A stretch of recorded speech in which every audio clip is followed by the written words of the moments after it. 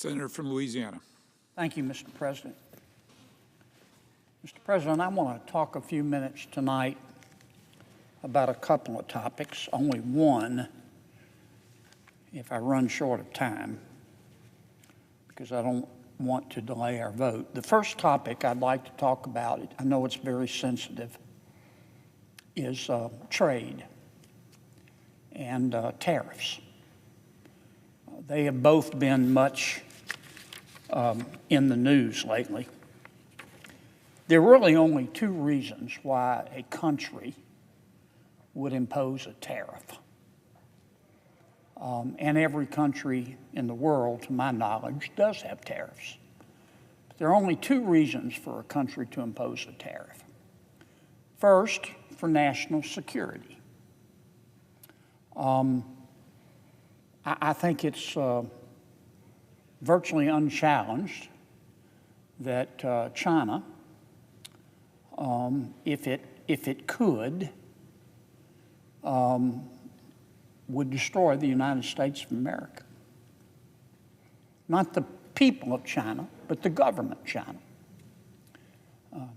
I regret to say that, and I hope someday we'll live in a world where that isn't the case, but I think it's undoubtedly and unconditionally the truth. So if China is determined to, let me try to use a more neutral word, to undermine the United States of America, I could see where we would want to limit some of our goods, such as, let's say, semiconductor design equipment. We would limit the sale of some of our precious technology to China. That's what I mean by national security. But the other reason, and the reason that most countries use a tariff, is to protect the domestic industry. Let me give you an example. These are not two countries, but they're two states, and this would be unconstitutional, but I think it'll serve my purpose. Let's suppose that Louisiana, which has the best king cakes in the Milky Way, can produce a king cake for $10. And our friends in Alabama, they can produce a king cake, not nearly as good as Louisiana's, but their best they can do is to produce it for $12. Well, I would not agree, but I could understand why the elected officials in Alabama will say, well, Louisiana's king cake's $10, our king cake is $12. We want to produce our king cake bakers here in Alabama, so we're going to impose a tariff. What would that do?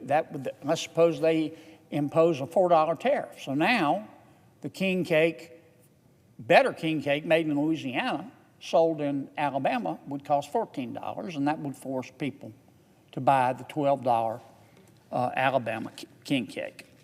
Now, my personal opinion is that most Alabamians, who are very smart people, would pay extra for the Louisiana king cake because it's so much better. But that's how tariffs work.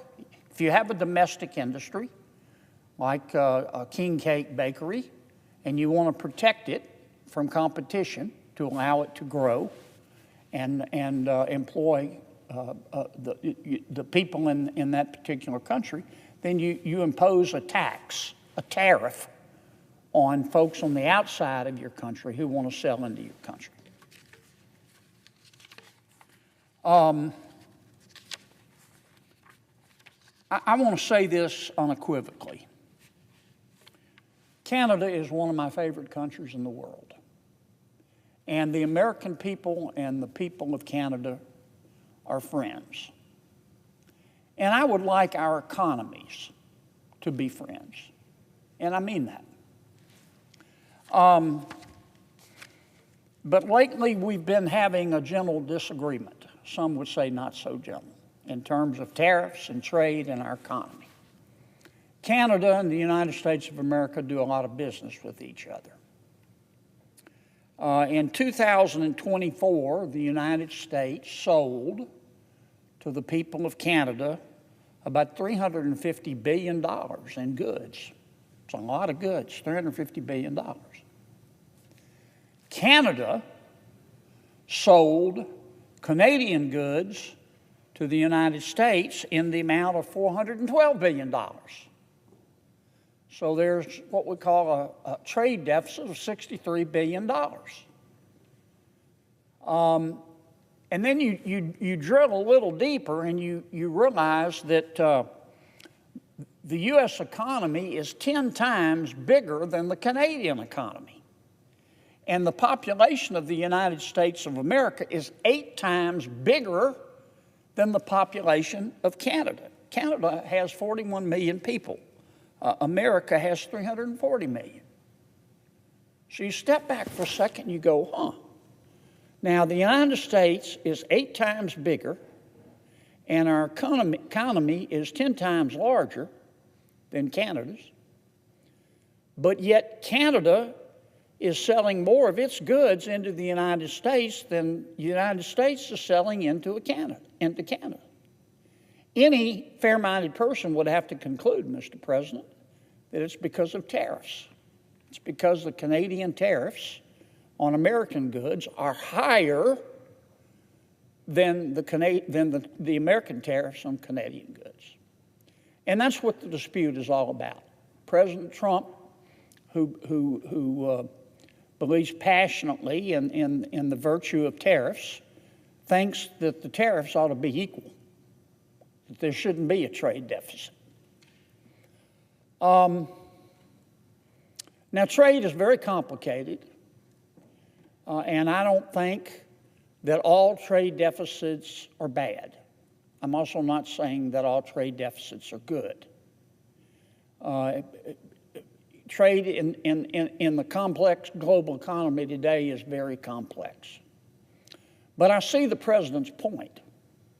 I'm not suggesting that I agree with the president on everything about tariffs, but when you've got your neighboring country and good friend is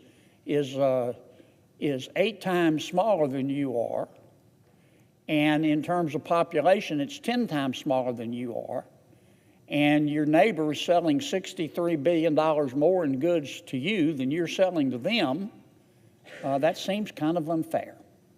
And the president, as we all know, has made that point very vociferously.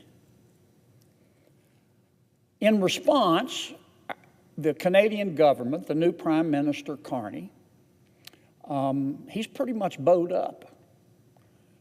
When President Trump said, well, the tariffs are uneven, so I'm going to raise American tariffs, President Carney has bowed up and said, well, President Trump, you don't believe in free trade. You're not a free trader. If you raise your tariffs, then I'm going to raise mine even more. And that's how you get into a trade war. And I don't want a trade war. And I don't think Prime Minister Carney wants a trade war. And I don't think President Trump wants a trade war. But I think Prime Minister Carney is wrong when he says that President Trump is not a free trader. President Trump is a free trader, but like most of us, he also believes in fair trading as well.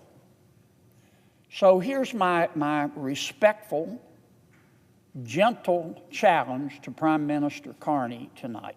Prime Minister Carney, you have criticized President Trump, and I see your point of view. You said because he's raising tariffs on Canada, that President Trump doesn't believe in free trade. You have said that he believes in tariffs. And you have said Mr. Carney, you're going to change your tariffs. I hope Prime Minister Carney does change his tariffs. But I hope he does so in a way that we have a race to the top and not to the bottom.